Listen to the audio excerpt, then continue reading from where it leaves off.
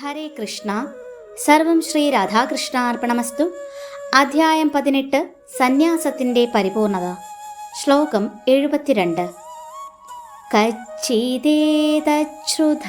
പാർത്ഥ ത്വയൈകാഗ്രേണ ചേതസാ കച്ചിദജ്ഞാനസമ്മോഹ പ്രണഷ്ടസ്തേ ധനഞ്ജയ. വിവർത്തനം. കുന്തിപുത്രനായ ധനഞ്ജയ, നീ ഇതെല്ലാം ശ്രദ്ധയോടുകൂടി കേട്ടില്ലേ?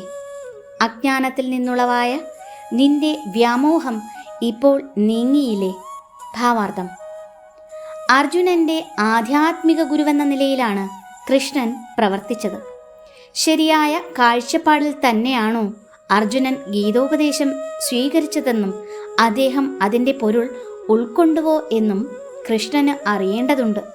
അങ്ങനെ ഉണ്ടായിട്ടില്ലെന്നിരിക്കിൽ ഓരോ വിഷയത്തെയും കുറിച്ചോ ഭഗവത്ഗീത മുഴുവനുമോ വീണ്ടും വിവരിച്ചു കൊടുക്കാനും കൃഷ്ണൻ തയ്യാറാണ്.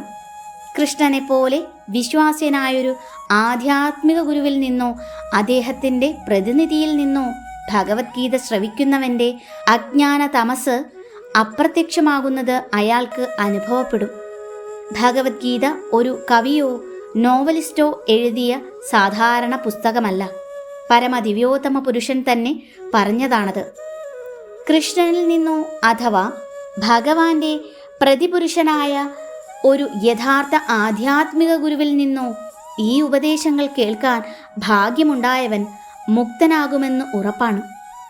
അയാൾ അജ്ഞാന തമസിൽ നിന്ന് മോചിതനാകും. ഹരേ കൃഷ്ണ. സർവം ശ്രീ രാധാകൃഷ്ണാർപ്പണമസ്തു.